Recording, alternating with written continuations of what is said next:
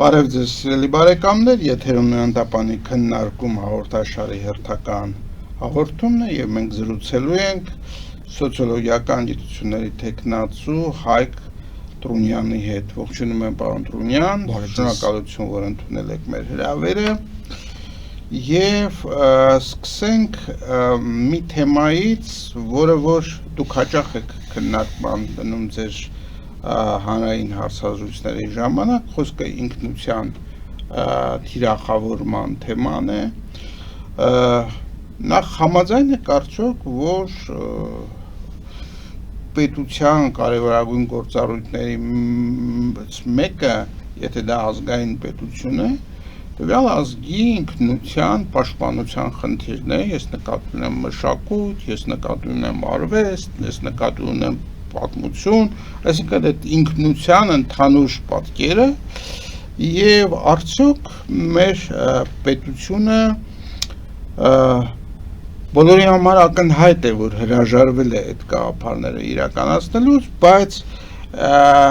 արդյոք մենք գնում ենք դեպի հասարակություն, որտեղ ազգային իդեալները փոխարինում են զուտ կենցաղային գոյատևման սկզբունքներով։ Շնորհակալություն, իրականում շատ բարդ ու հետաքրքիր հարց եք տալի, որովհետև այդ հարցի մեջ շատ տարբեր ուրիշ հարցեր էլ կան։ Փորձենք քննարկել այդ հարցը, ես կընդհատեմ ժամանակ առ ժամանակ հարցումներով, եթե առաջանան,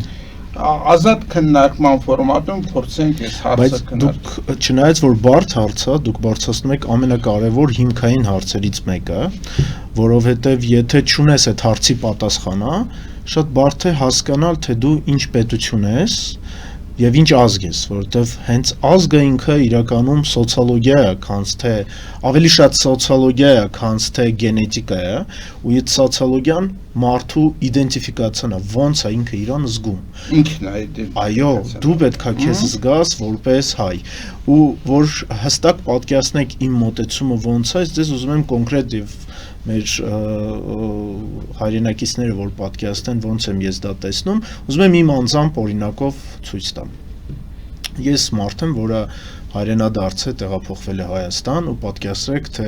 ես տանը իմ երեխաների հետ ինչքան են շփվում այդ հայրենիք գաղափարի մասին, հայ լինելու գաղափարի մասին, ու օրերից մի օր իմ տղաները հասկանալով, որ ես արդեն շատ եմ դրա մասին խոսում, իրենք ինձ նվեր են նվիրել, դա DNT տեսն է։ Ու DNT տեստը ցույց է տվել, որ ես 60%-ով սլովյանական արմատներ ունեմ, 25%-ով Պորտուգալիայից եմ եւ մնացածը հայկական են։ Բայց սա ոչ մի բան իրականում չի փոխել։ Սա ցույց է տվել իմ գենետիկական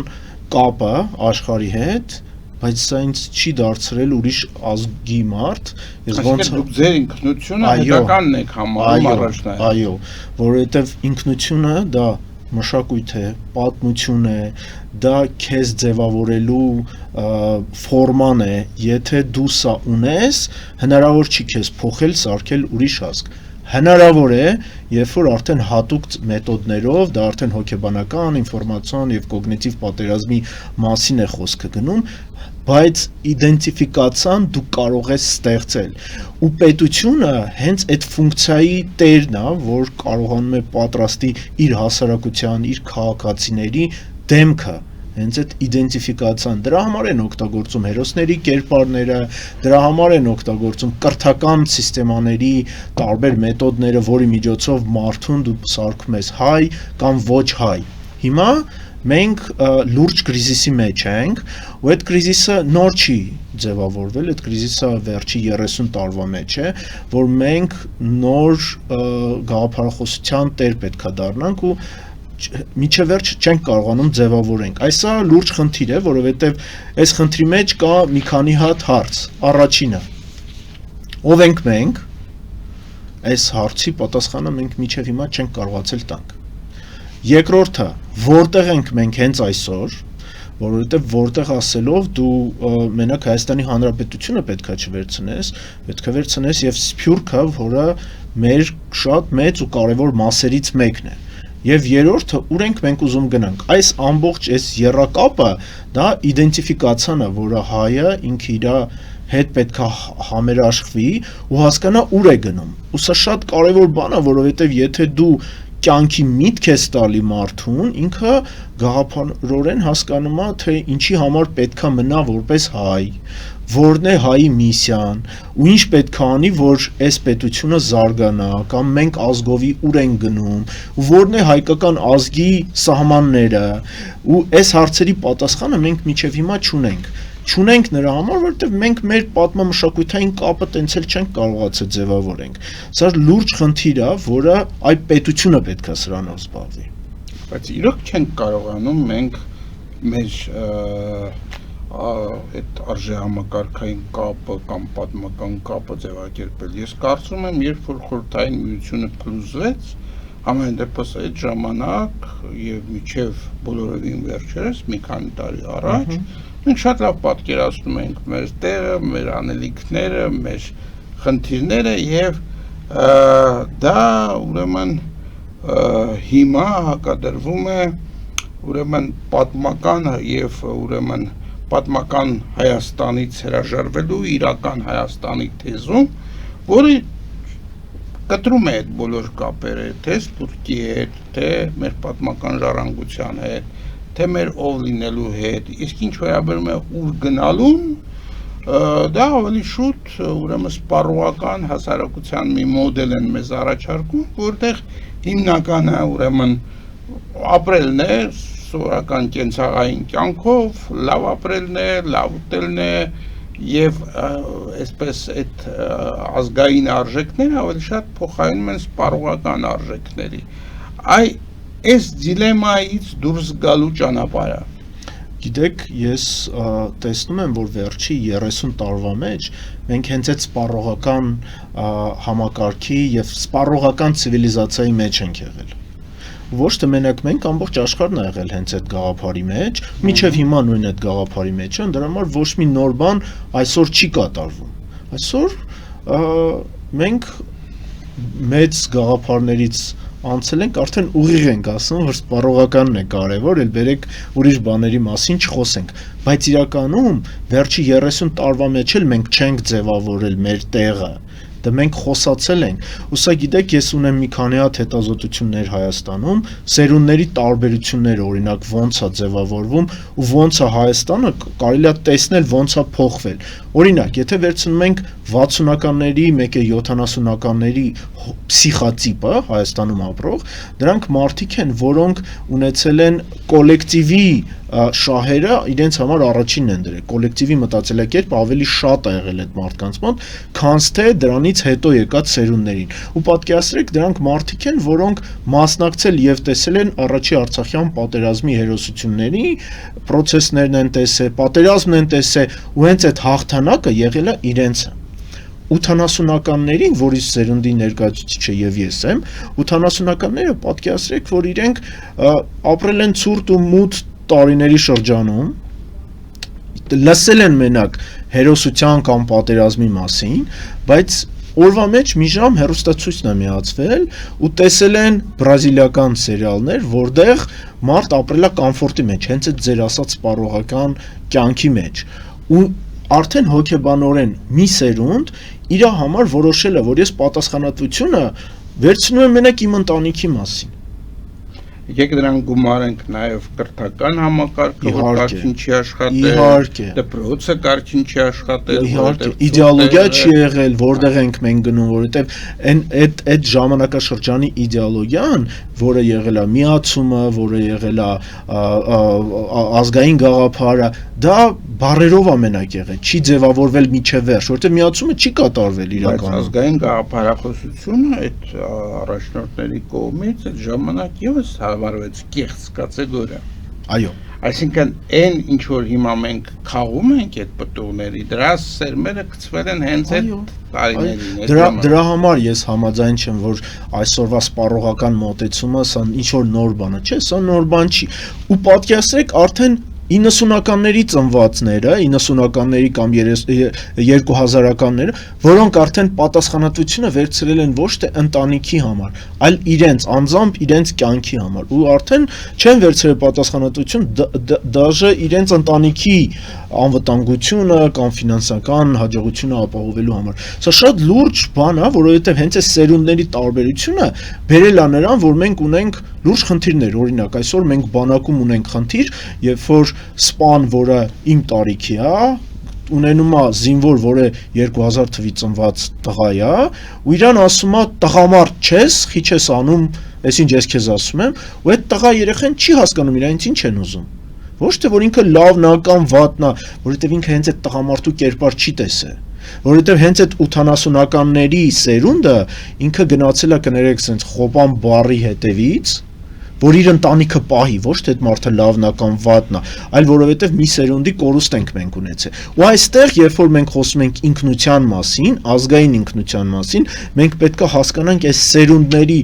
պսիխոտիպը, ինչն է բերել, որ այդ սերունդները տարբեր ձևի են մտածում, ու ինչ պետք է արվի, որ այդ սերունդներին մտածելակերպը փոխենք։ Իրականում սոցիոլոգիան մեծ քանակի ինստրումենտներ ունի, որի միջոցով դու կարաս ձևավորես ազգի մտածելակերպը։ Ու եթե կարելի է մի հատ օրինակ բերեմ, 2018 թվին Ռուսաստանում ֆուտբոլի չեմպիոնատներ, համաշխարհային չեմպիոնատներ, ու ռուսական լրատվական հենց այդ ինստրումենտները մեկ տարվա մեջ 2017 թվից սկսած աշխատում էին նրա մասին, որ հասարակությանը բացատրեն, որ արտասահմանցիները իրենք մեր նման մարդիկ են, իրենք լավ մարդիկ են, մենք իրենց պետքա որպես հյուր ընդունենք, որ դա չբերի ինչ-որ կոնֆլիկտային իրավիճակի, ու ֆուտբոլային չեմպիոնատը իդեալական է անցել։ 2018 թվի օգոստոսին չեմպիոնատը նենց լավ անցել, որ արտասահմանցիները, որոնք ով եկել է Ռուսաստան, չէին պատկերացնում, որ Ռուսաստանը այդպիսի մի հատ ճգնաղ պետություն է,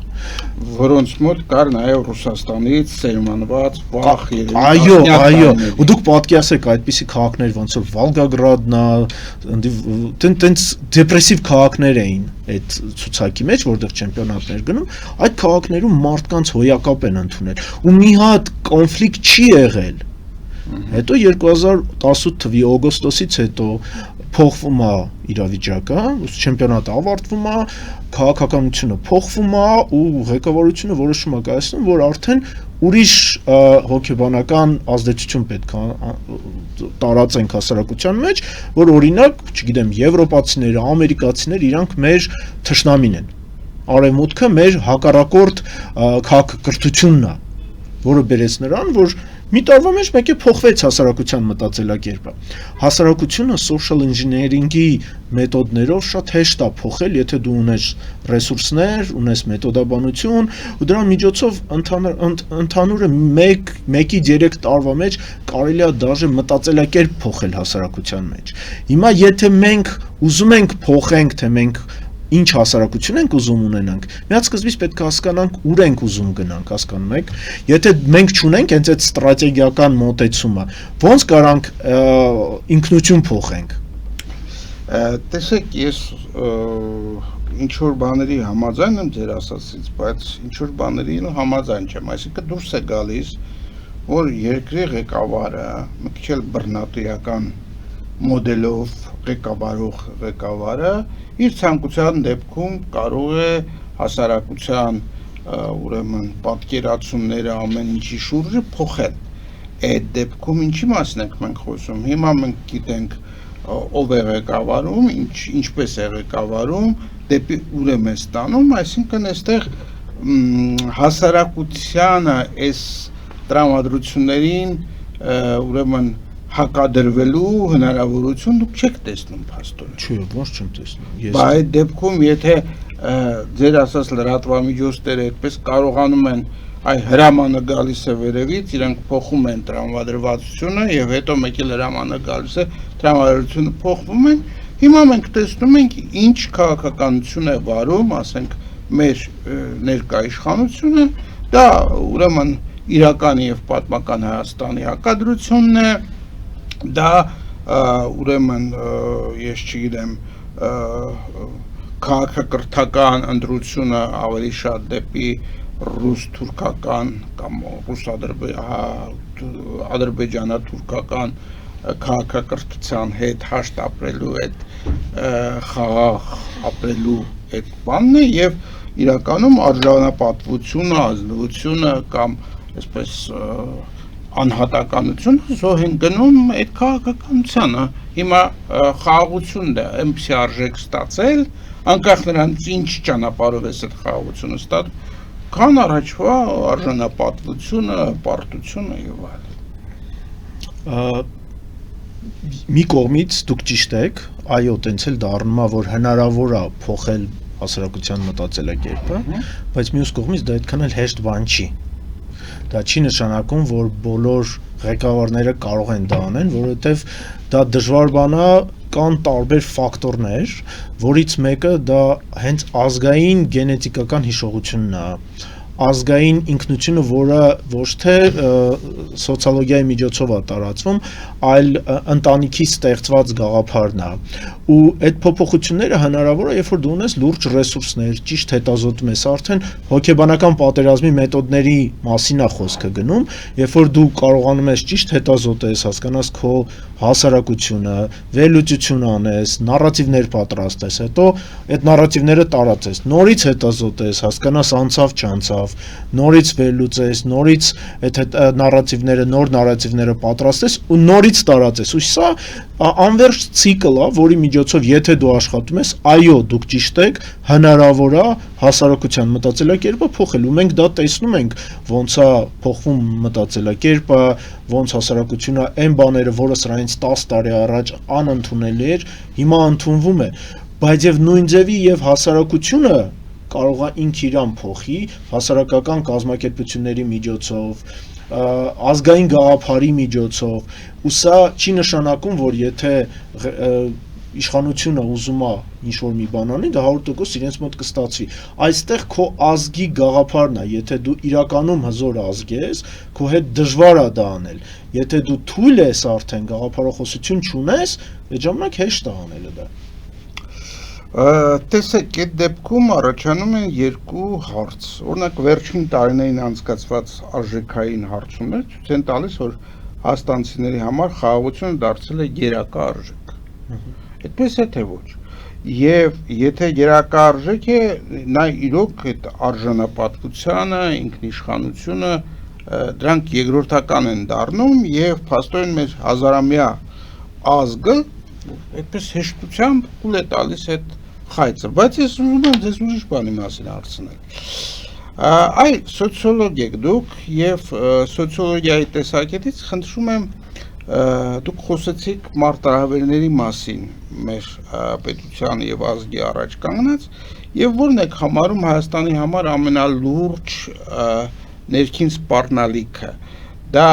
ժողովրդագրական անկումն է, որը առանձին այսպես քննարկման թեմա պիտի դարձնել, որովհետև մեր մոտ փաստացի դեպոպուլյացիոն process-ներ են տեղի ունենում։ Թե արժեհամակարգային դեգրադացիան եւ մի քիչ ավելի ուրեմն համակարգված փորձենք հասկանալ, թե ինչպես կարելի է դրա դեմը առնել։ Եթե կարելի է առաջի հարցի պատասխանն եմ ուզում տամ, դա երբ որ խոսում ենք նրա մասին, որ մեր հասարակության համար պատերազմ չլինելը կարևոր հարցերից մեկն է, ես ուզում եմ ասեմ, որ նայեք բոլոր հասարակություններում դա ամենակարևոր հարցերից մեկն է, տենց հասարակություն չկա, որ դու ասես, կուզեք պատերազմ հարցումների ժամանակ իրենք ասեն, այո, ուզում ենք պատերազմ, չէ, իրոք դա տենց չի, ում էլ դու այդ հարցը տաս, դա սոցիոլոգիական հետազոտությունների արդեն նյուանսների հարցն է, որ հասկանաս իրենք ուզում են պատերազմ հանուն ինչի, օրինակ, կամ էլ պատրաստ են պատերազմ, որ չլինի ինչ տան, այդ ձև հետազոտություններ շատ քիչ կան Հայաստանում, ես ձեզ ասեմ, ավելին Հայաստանի քաղաքացիների մեծամասնությունը տարբեր հետազոտություններ ցույց են տալի, որ իրենք պատրաստ են պաշտպանել մեր սահմանները, ու պատրաստ են պայքարեն, որ մեր պետական անվտանգությունը կամ մեր պետականությունը պահպանեն։ Ու դրա համար այդ մի կողմից ես գտնում եմ, որ մեր մոտ առողջ հասարակություն է, որը չի ուզում լինի պատերազմ, ու դա լրիվ լավ բան է, վատ բան ես այդտեղ չեմ տեսնում, բայց բացի դրանից, եթե մենք ինչ-որ կոռելացիաներ անենք, հասկանանք, թե ուրիշ հարցի պատասխան ինչ են տվել, մեծամասնությունները միշտ է պատասխանում են, որ մենք պատրաստ ենք պաշտպանել մեր պետականությունը։ Այսինքն ինչ որ կարմիր գծեր այնուամենայնիվ կան։ Իհարկե, մեր հասարակությունը, չնայած բոլոր հիվանդությունների, հոգեբանական հիվանդությունների, որտեղ մենք վերջի 5 տարին շատ լուրջ հոգեբանական ճնշման տակ ենք, չնայած դրան ունի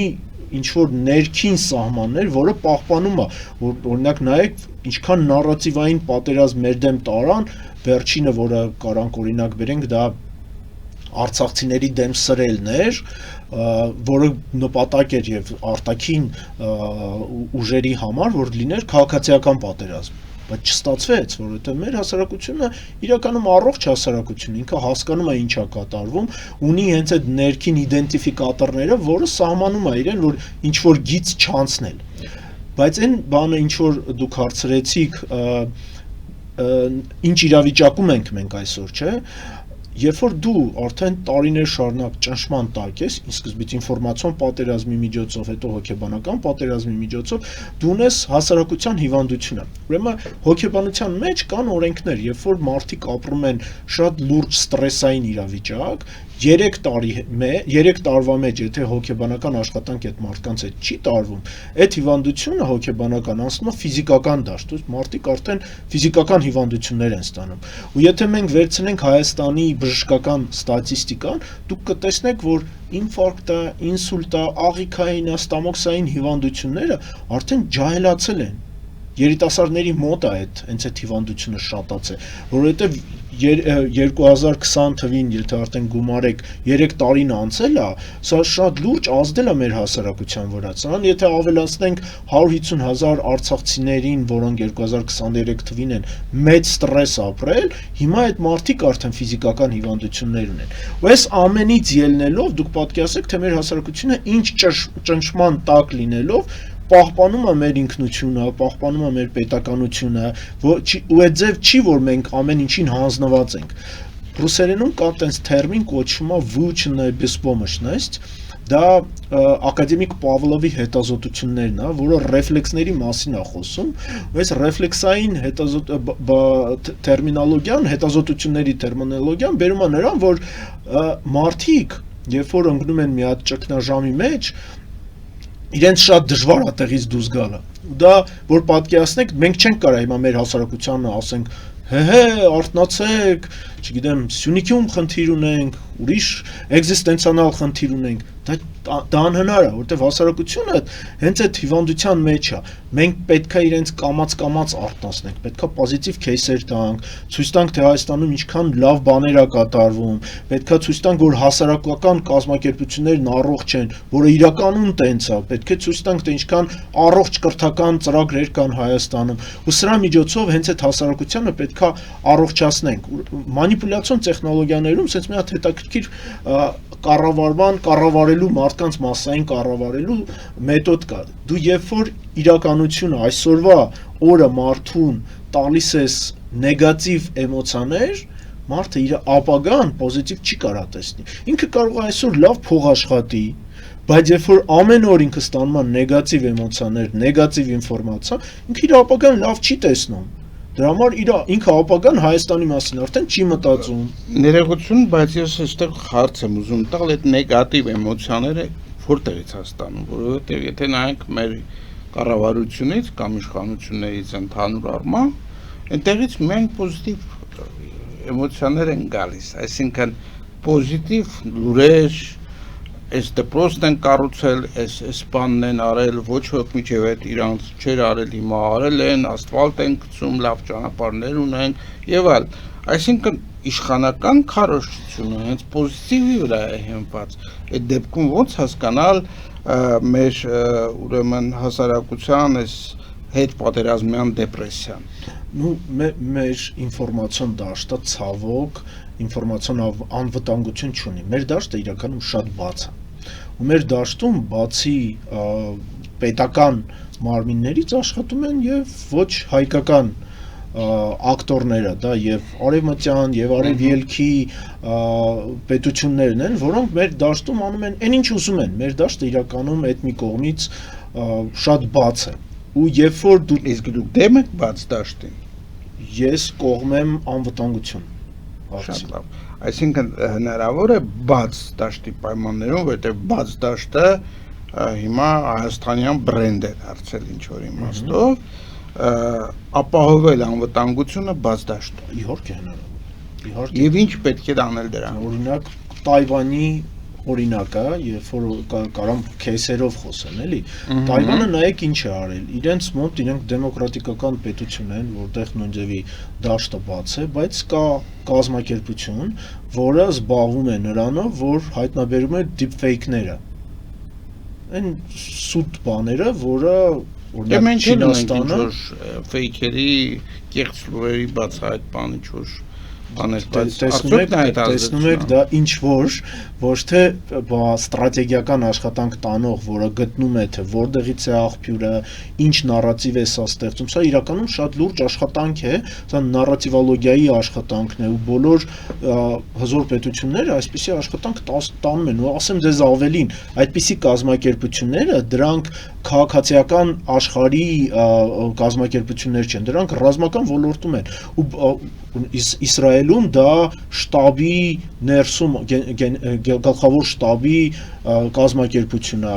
օրինակ բանում Բրիտանիայում դա 77-րդ բրիգադան է, որը աշխատում է նրանով, որ փնտրում է, հայտնաբերում է ինչ նարատիվային աշխատանք է իրանց դեմ տարվում ու իրանք ինչ պետքա հակառակորդի դեմ, ինչ ակտիվ աշխատանք պետքա տանեն, սա իրականում շատ լուրջ աշխատանք է, որտեղ մենք մտնում ենք մի հատ իրավիճակ, որտեղ արդեն թեժ պատերազմ այդքան հետաքրքիր չի։ Տարած գրավել առանց մարդկանց դա անիմաստ բան է, որտեղ պետք են մարդիկ ու ապագայի դեմոգրաֆիան շատ վատ վիճակում է լինելու, այն ինչ դուք եւ Հայաստանի մասին ասեցիք, դեմոգրաֆիան ամբողջ աշխարհում է գնալով վատանալու, դրա համար եթե դու ուզում ես ինչ-որ մի հատ տարած գրավես, դու պետք է իրանց մարդկանց հետ գրավես։ Ու դրա համար արդեն թեժ պատերազմից գալիս է կոգնիտիվ պատերազմը։ Դա պատերազմ, երբ որ դու գրավում ես մարդու մտքերը, մտածելակերպը, կյանքի տեսլականը, այս անկյունից արդեն կարևոր է դառնում հենց այդ գաղափարախոսական բանը։ Եթե դու կարողանում ես քո թշնամուն տարածես քո գաղափարը ու ինքը դա ընդունում է, դու հետո արդեն հեշտ ես մտնելու իրան գրավես։ Հիմա մենք ապրում ենք հենց այդ կյանքում։ Օկուպացիայի մեջ Ինչ հենց այդ օկուպացիայի մեջ ենք մենք, այսինքն ամբողջ աշխարհն է դրա մեջ։ Ամբողջ աշխարհն է հիմա դրա մեջ ու հիմա օրինակ նայեք, երբ որ Ադրբեջանը գրավել է Արցախը, ինքը ոչ մի բան չի կարողանում անել, որովհետև դատարկա, ինքը հենց այդ տարածքից եկամուտ չի ստանում, հարկեր չի ստանում, ինքը այդ տարածքին ծախսեր է անում, որ ապահովի տարածքի պահպանման հարցը, որովհետև ծախսերի ու պետությունը դրանով տնտեսական կորուստներ ունեն, որովհետև այդ տարածքում մարդ չկա։ Հիմա կարևոր է տարածքը գրավել մարդկանցով, իսկ մարդկանցով որ դու գրավես, պետք է կարողանաս ինչ-որ գաղափար այդ մարդկանց տաս։ Դրա համար կոգնիտիվ պատերազմը գալիս է առաջի դաշտ։ Հիմա եթե մեր մասին խոսանք, մեր դեմ տարբեր ուժեր աշխատանք են տանում։ Հենց այդ ուժերին պետք է որ մենք մտածենք այսպես կամ այնպես, ոչ մեկը չի խոսում նրա մասին, որ մենք պետք է հայամետ մտածելակերպ տանենք։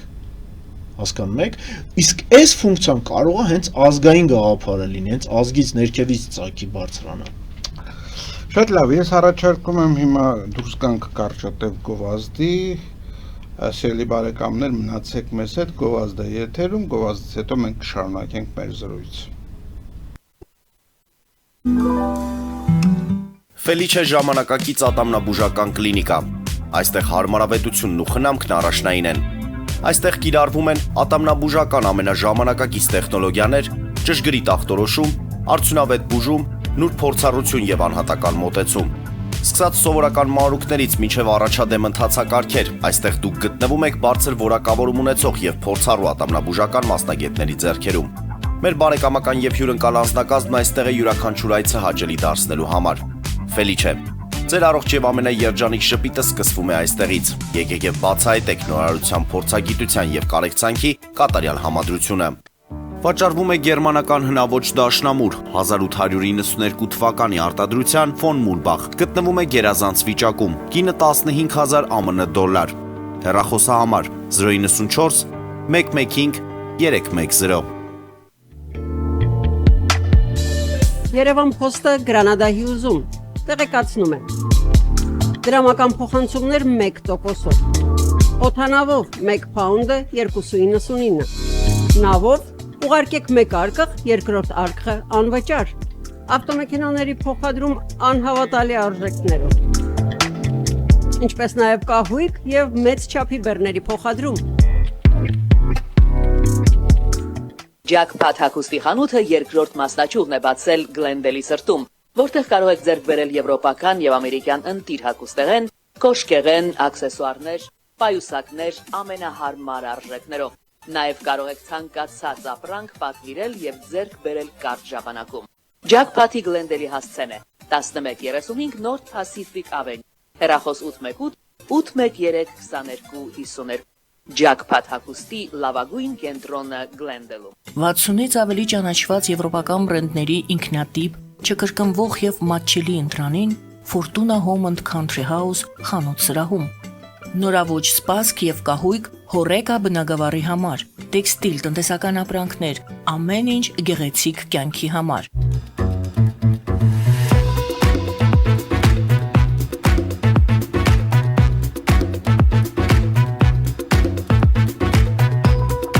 Արարատ ռեստորան, ընտանեկան և ընկերական ժամանցի լավագույն հասցե, սիրված արտիստներ, հյուրընկալ մթնոլորտ, հարուստ ճաշացան, անմահական խորտիկներ։ Արարատ ռեստորան, հասցեն անփոփոխ, սիրով սպասում ենք ձեզ։ Լավագույն պաղպաղակ, բնական, համեղ և մատչելի գներով պաղպաղակը կարող եք ձեռք բերել բոլոր հայկական խանութներում։ Պահանջեք հայկական պաղպաղակ, Թամարա պաղպաղակ։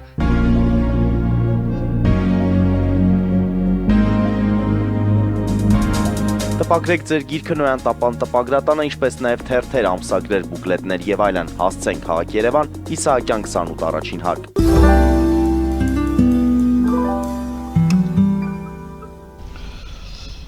Մենք շարունակում ենք մեր զրույցը Հայկ Թրունյանի հետ, սոցիոլոգ, սոցիոլոգիական գիտությունների թեկնածու։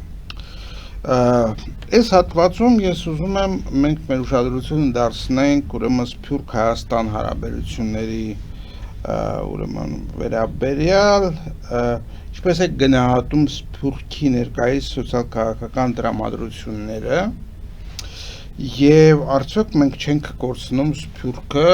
ոչ միայն այն պատճառով, որ մեր իշխանություններն են հրաժարվում Սփյուռքից, այլև այն հոգեբանական եւ այն գաղափարախոսական հենքը, որը որ կապում էր Սփյուռքը Հայաստանի հետ, աստիճանաբար կորցնում է իր ուժը։ Գիտեք, Սփյուռքը երկար տարիներ գոյատևել է, երբ որ չի եղել Հայաստանի Հանրապետությունը, դրա համար ես այդ կողմից մտահոգություն չունեմ, որ Սփյուռք են կորցնելու։ Ես անձամբ Սփյուռքից եմ, ես մի մարդ եմ, որը մեծացել է Ռոստովի Նախիջևան համայնքում, ու այնտեղ այդ համայնքը, որը 300 տարի գոյատևում է։ Ու պատկերացրեք, դա Կիլիկիայի գոյատևելու քանակն է, էլի տարիներով։ Ու այդ Սփյուռքը Հայաստանին նվիրել է այդպիսի մարդկանց ոնց որ Մարտիրոս Սարյանը, Նալբանդյանը, Պատկանյանը, ու այդ Սփյուռքը չի կորչելու, մենք չենք կորցնելու մեր Սփյուռքը։ Ուրիշ բան է, ինչքանով ենք մենք ճիշտ օգտագործում Սփյուռքի պոտենցիալը, Սփյուռքի էքսպերտիզան։ Ընդունում ենք մենք Սփյուռքին հայկական աշխարհի մի մաս, ոնց ենք մենք պատկերացնում ինչ է իր համար Իրանից ներկայացնում հայկական աշխարհը։ Ու եթե սրա գաղափարը հասկանանք, օրինակ իմ համար հայկական աշխարհը դա մի հատ մեծ ցանց է, որի գլխին արևը չի մարում, որովհետև Սփյուռքը Ավստրալիայից մինչև Նյու Յորք է։ Ու եթե դու լինելով կենտրոն հենց այդ հայկական աշխարհի Հայաստանի Հանրապետության մասին եմ, դու կարողանում ես հասկանալ, որ Սփյուռքն էլ է քո մաս ու ճիշտ ձևի հարաբերությունն ես հետ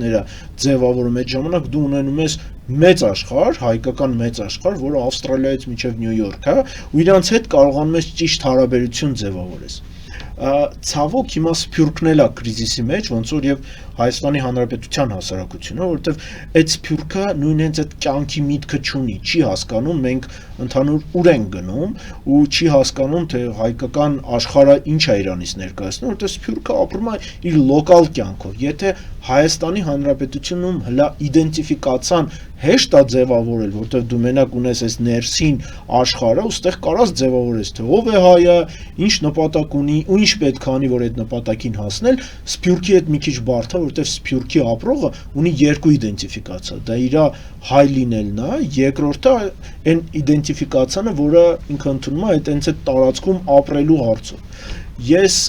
սփյուռքին շատ մեծ հույսով եմ նայում, բայց sense թե նենց կենտրոնը պետքա լինի Հայաստանի Հանրապետությունը։ Սփյուռքի հետ կապը հենց այստեղից պետքա սիգնալ գնա ու հենց այդ աշխատանքը այստեղից պետք է արվի։ Ես համոզված եմ, որ սփյուռքի հետ կապը մենք չենք կորցնելու, որովհետև լիքը տենդենս եմ տեսնում, երբ որ սփյուռքից մարդիկ տեղափոխվում են Հայաստան ու տեղափոխվում են լավագույն մարդիկ, այստեղ հարցը նա է, թե մենք երբ ինչքան ժամանակ կկորցնենք, որ սկսենք իրենց հետ աշխատել։ Սա լուրջ բան է, որովհետև դու ունես այսօր 3 միլիոն քաղաքացի, բայց դու ունես մի 3 միլիոն պոտենցիալ օրինակ Ռուսաստանում, ունես մոտ 1,5 միլիոն Ամերիկայում, ունես Ֆրանսիայում պոտենցիալ, ասեմ ավելին, ես անցած տարի Արևմտյան Հայաստան էքսպեդիցիա եմ գնացել, դու ունես մի 5 միլիոն էլ ընդեղ մարդ, որոնք հայկական արմատներ ունեն, բայց իրենց հայ սարքելու համար դու պետք է հենց այդ աշխատանքը տանես։ Եթե այդ աշխատանքը տանես, դու արդեն ավելի մեծանում, հզորանում ես։ Ուստեղ սա պետք է Հայաստանի Հանրապետությունից այս ծագը գնա, այս գաղափարախոսությունը գնա։ Հիմա չկա դա։ Ես հասկանում եմ, որ հիմա չկա եւ հիմա հակառակ process-ն է գնում, բայց այդ հակառակ process-ը կարող է գնալ այնքան ժամանակ, եթե չընդհատվի, միջև որ արդեն այդ վերադարձի կետը այլևս հնարավոր չի լինի, եթե երկար ժամանակ գլուխը բացակայում է, մարմինը առանձին օրգանները չեն կարող ապրել։ Այսինքն իրանք կարող է իրանց համար ապրեն իրancs ներքին փակ կյանքով ոնց որ դուք ասում եք, բայց ընդհանուր այդ հայկական իդեայի կամ բանի հարցը պիտի հանվի, որովհետև մենք հասկանում ենք ինչ է կատարվում այս պահին, ասենք մեր թշնամիների մոտ, որոնք որ հիմա աստիճանաբար քարոզչական ձևով դառնում են մեր բարեկամները, ես չգիտեմ, այնտեղ բենզին են ներկրում, ես չգիտեմ, ինչ են անում, այդ թշնամիները մեր սփյուռքն են համարվում հիմնական իրենց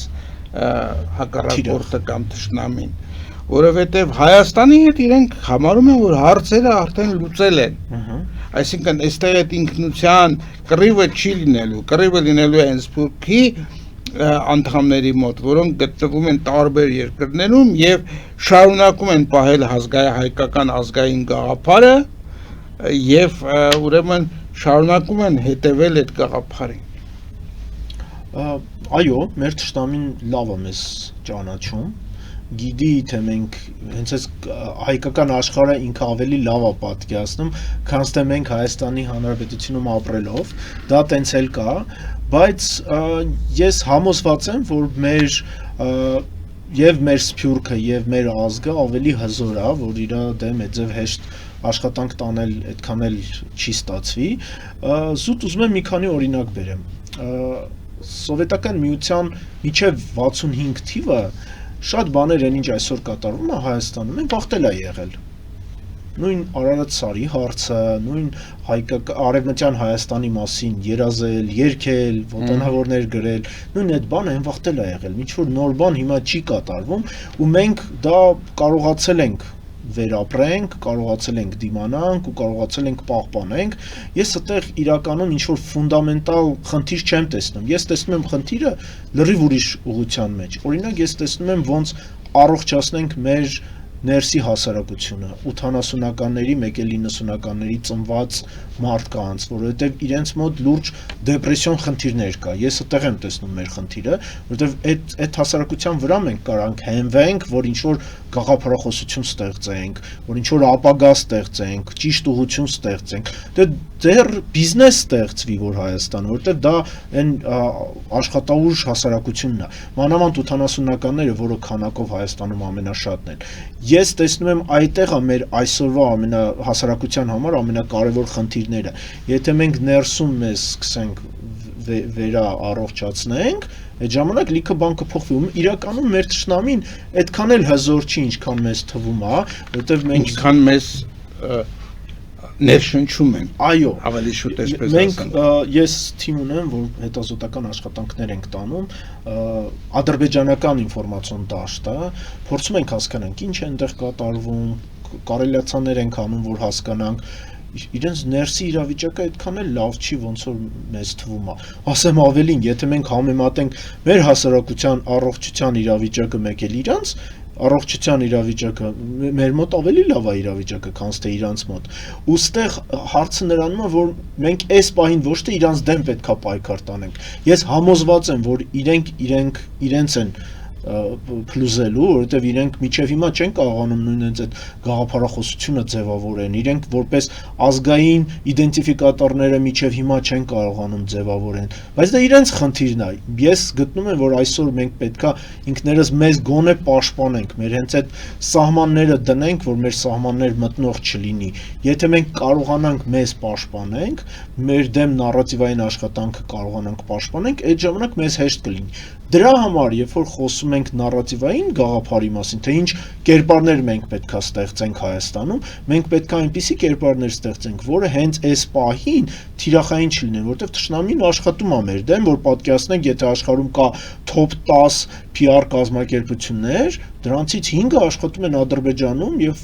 օգնում են իրենց մեր դեմ նարատիվային պատերազմ տանեն։ Հիմա սա հասկանալով մենք պետքա օգտագործենք լրիվ ուրիշ խորքային գաղափարներ։ Օրինակ, առաջինը, պատկերացրեք, եթե Հայաստանում գլխավոր նարատիվը դառնա պրոֆեսիոնալիզմը։ Տեսեք, կողքից թվում է, թե դա ինչ որ այստեղ ազգային գաղափար չկա, սա ինչ որ մի հատ նարատիվ է, որը չի կարող ազգին վերականգնեցնել, բայց իրականում դա տենց չի։ Պրոֆեսիոնալիզմը խոսում է նրա մասին, որ բժիշկը իր գործը պետք է անի լավ, ու այդ ժամանակ հայ բժշկի գաղափարը կբարձրանա։ Դա խոսում է նրա մասին, որ սպան պետք է իր գործը անի լավ, այդ ժամանակ հայ սպայի կերպարը կփոխվի։ Սա շատ կարևոր բան է, եթե դու այսպիսի նարատիվ ես տարածում, դու հասարակությունը ձևավորում ես ավելի որակային, բայց սրա դեմ թշնամին չի կարող աշխատանք տանի, թշնամին չի կարող կոնտրնարատիվներ պատրաստի, որ չգիտեմ, պրոֆեսիոնալ լինելը վատ է։ Երկրորդը, պատկերացրեք, որ կամավորությունը Հայաստանում տարածվի որպես գլխավոր նարատիվ, որը ցույց է տալի, թե հայ մարդը ինչքան է սիրում իր տարածքը, ինչքան է սիրում իր հասարակությունը, երբ որ մարդ օրինակ շաբաթը մի անգամ դուրս գա կանաչների հետ աշխատի, որ Հայաստանը մաքրի, ինքը շաբաթվա մեջ արդեն սիգարետի բիճոկը չի գցի փողոցը։ Ու սա տեսեք ինչքան է փոխում, եթե ինքը դուրս գա ռազմական կազմակերպություններում ինչ որ կամավորություն անի, վաղը սահմանի այդ խնդրի ժամանակ ինքը դուրս է գալու սահմանը պաշտպանի։ Սա մուլտիպլիկացիոն էֆեկտով նարատիվը, ու թշնամին սրա դեմ էլ չի կարող աշխատի։ Եվ երրորդը դա մարդու իրավունքների հարցն է, դա առողջապահության իրավունքն է, կրթության իրավունքն է, ու իրավունք, որը նույն ձևի զուգահեռ պատասխանատվության մասին է խոսում։ Սա լրիվ ուրիշ ձևավորում է, ու քո հասարակությունն է սկսելու փոխվի։ Ու սա շատ կարճաժամկետ կարելի է տարածել, որովհետև կան հստակ մեթոդներ, արդեն աշխարհում շատ աշխատանք է տարվել հենց այս նարատիվային աշխատանքը հասարակության մեջ տարածելու, որ փոխի հասարակությունը։ Ես համոզված եմ, եթե մենք այսպիսի աշխատանքներ տանենք, կարճաժամկետ կարանք լիքը բան փոխենք, ու սա չի բանանելու բերելու նրան, որ մեր թշնամին ավելի ագրեսիվ է մեր դեմ դառնալու։ Շատ լավ, շատ հետաքրքիր բան եք ասում, բայց այդ դեպքում եկեք մեկնաբանենք այս իրավիճակը։ Միջազգային հարցումները ցույց են տալիս, որ հիմա քաղաքական ինստիտուտների նկատմամբ վստահության ռեկորդային անկում կա։ Ընդ որում այդ ռեկորդային անկումը վերաբերում է նաև վստահությանը դեպի ընդդիմությանը քաղաքական եւ ընդհանրապես ինստիտուտները։ Հիմա այն ինչ որ դուք ասում եք, որ պետք է արվի տարբեր ինստիտուտների կողմից։ Ես անկեղծ ասած մի քիչ լավ չեմ պատկերացնում, թե արդյոք հասարակական կազմակերպությունները ՈՒԺԿ հերիքի այդ ուրեմն նարատիվային պատերազմի մեջ պայքարել կենտրոնացված պետական թշնամի պետությունների կողմից վարվող պատերազմի դեմ։ Բայց ամեն դեպքում ակնհայտ է, որ ոչ այս սերունդը կամ ոչ այն դեգրադացված արժեքներով սերունդը պիտի պայքարի, ես ուզում եմ ձեզ հարցնել, արդյոք երիտասարդության շրջանում նոր ազգային էլիտայի ինչ-որ նմուշներ են երևում, որոնք որ իջակի կլնեն փոխել այս բարողական և ապատիկ մտածելակերպը։ Նայեք, դուք ճիշտ եք, հասարակական կազմակերպությունների ուժերով հնարավոր չի պայքար տանել նարատիվային պատերազմի դաշտում, այո դա տենց է, բայց հասարակական կազմակերպությունները դրանք մեր ազգի, մեր հասարակության արդեն ինստիտուցիոնալ կազմակերպված ինչ-որ ներկայացուցիչներն են։ Եթե այնտեղից սկսի սիգնալ գնա, ես համոզված եմ եւ պետական ոլորտում էլ բան կփոխի, որովհետեւ դա ներսի տակից ինչ որ ոչ թե ճնշում, այլ սիգնալներ է, որը ուղղվելու է եւ պետական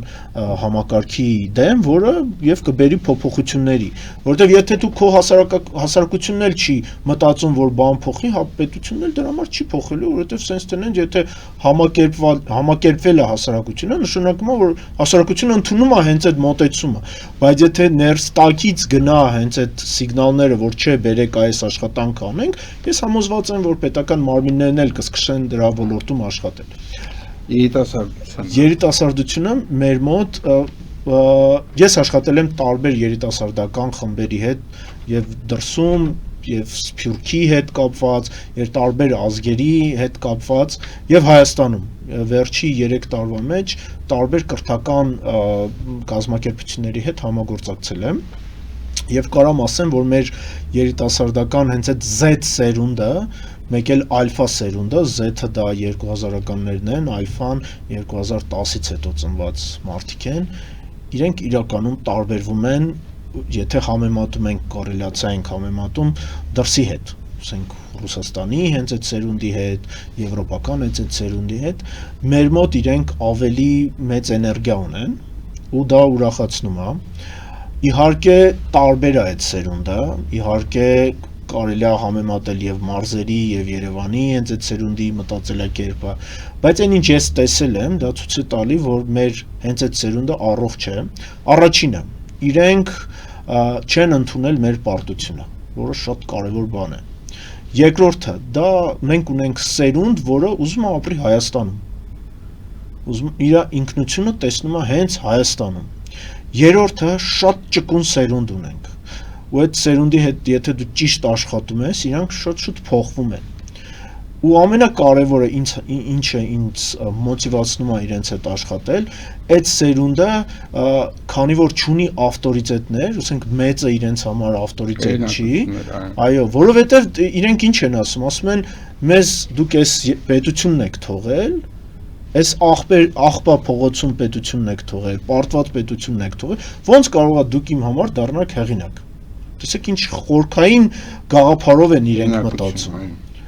Եթե իրենք այդ ձև են մտածում, դա նշանակում է, որ իրենք առողջ են, իրենց հետ արդեն դու պետքա որպես մեծ սերունդի ներկայացուցիչ աշխատես հորիզոնտալ մակարդակում։ Պետքա որպես մենթոր աշխատես, ոչ թե ղեկավար, որը հրամանում է։ Այսը արդեն ուրիշ մոտեցում է, ու դա դառնում է, որ մենք, եթե իրենց հետ ճիշտ աշխատենք, մենք զուգահեռ մենք էլ կաճենք, հենց այդ նոր սերունդն էլ կաճի։ Սա իրականում շատ լուրջ խնդիր է եւ ծնողների, երեխաների հետ հարաբերության, եւ դպրոցի մոդելը ոնց պետքա լինի։ Ես գիտեմ, կան տարբեր կազմակերպություններ Հայաստանում, որոնք փորձում են հենց այդ կրթական մանկավարժական մոդելները նոր ձևավորեն ու շատերի մոտ եւ ստացվում է։ Հիմա մենք ունենք լավ սերունդ, որի հետ պետք է աշխատես, բայց այստեղ դուրս է գալի կարևոր խնդիրը, եթե դու աշխատես, եթե չաշխատես, քոտեղն աշխատելու են ուրիշները, որովհետեւ ոնց որ մենք սկզբում խոսացինք, որ մեր ինֆորմացիոն դաշտը բաց է, իսկ այդ սերունդը թվային սերունդ է, իրենց հետ աշխատելու են ուրիշները։ Իսկ երիտասարդ սերունդը դա բաց տետրակ է, երբ որ ինչ գրես, դա լինելու է։ Հա ինքը որակով է, բայց իր հետ պետք է աշխատես, եթե չես աշխատում, ուրիշն է աշխատելու։ Շնորհակալություն, պարոն Թունյան։ Սրանով երևի այսօրվա հաղորդումը ավարտենք, բայց մենք ձեզ հետ հաճախ կհանդիպենք մեր տաղավարում։ Սիրելի բարեկամներ, հիշեցնեմ, որ մենք զրուցում ենք սոցիոլոգիական գիտությունների թեկնածու Հայկ Տրունյանի հետ։ Մաղթում եմ ձեզ ամենայն բարիք եւ մինչեւ նոր հանդիպում։